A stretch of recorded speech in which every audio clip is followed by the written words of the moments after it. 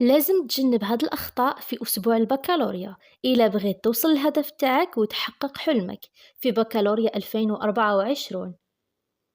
السلام عليكم، كي راكم؟ إن شاء الله تكونوا بخير. هاد الفيديو مهم جدا. هاد الأخطاء لازم تجنبوها في أسبوع البكالوريا إلا بغيتوا تحققوا الحلم تاعكم وتقراو في الجامعة التخصص اللي راكم تحلموا به إن شاء الله. أول حاجة، الخوف والقلق. لازم عليك تجنب الخوف والقلق أسبوع البكالوريا إلا بغيتي تدي معدل مليح، لأنهم هم أكبر عدو للطالب في الامتحانات. إلا ما عرفش يتحكم فيهم قادر يضيعوه وينسيوه كامل واش قرا. لذا حذاري. قبل ما تبدأ الامتحان قل اللهم لا سهل إلا ما جعلته سهلا، أنت تجعل الحزن إن شئت سهلا. تاني حاجة، الكتابة بخط سيء في ورقة الامتحان. الخط السيء قادر يخلي حتى أحسن طلبة ما يديوش معدلات ملاح أو يرسبوا في الباك بسبب هذا العائق. لهذا حرصوا تحسنوا خطكم وتكتبوا يوم الامتحان بخط واضح إذا بغيتوا تديو مليح في الباك. ثالثا، التفكير في المادة التي امتحنت فيها. كي تخرج من امتحان أي مادة راجع المادة اللي بعدها واحذر تخمم في المادة اللي خلاص امتحنت فيها، ولا تبقى تسقسي أصدقائك على الأجوبة، قادرين يخلطوك أو يهبطولك معنوياتك. رابعا، السهر لوقت متأخر أسبوع البكالوريا.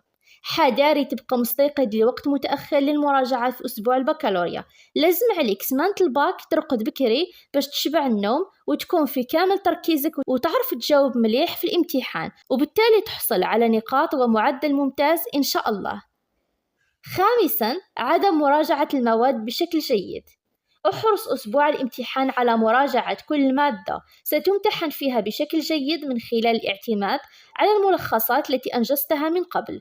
الملخصات ستسهل لك المراجعة. لا تستهين بالمراجعة ليلة الباك، هي أهم نقطة تخليك تثبت المعلومات في دماغك وتضمن باش ما تنساش أي معلومة بإذن الله تعالى.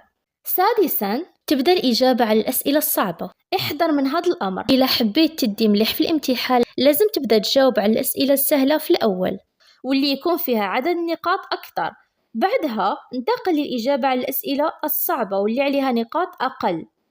سابعاً، الدخول للامتحان بحكم مسبق، يعني تكون داير في بالك ما هو الموضوع اللي راح تختاره. لا، هذا خطأ. لازم تختار الموضوع بناء على الموضوع اللي راك متمكن منه وأغلبية الأسئلة نتاعه تعرف إجابات عليها وتدي فيها نقاط أكثر من الموضوع الآخر.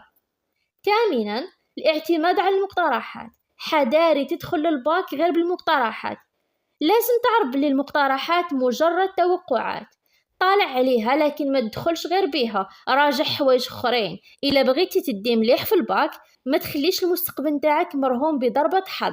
تجنبوا هاد الاخطاء وان شاء الله تديو معدلات ملاح يا رب العالمين وتحققوا الاحلام تاعكم وتقراو التخصص اللي راكم باغينه في الجامعة يا رب. بالتوفيق.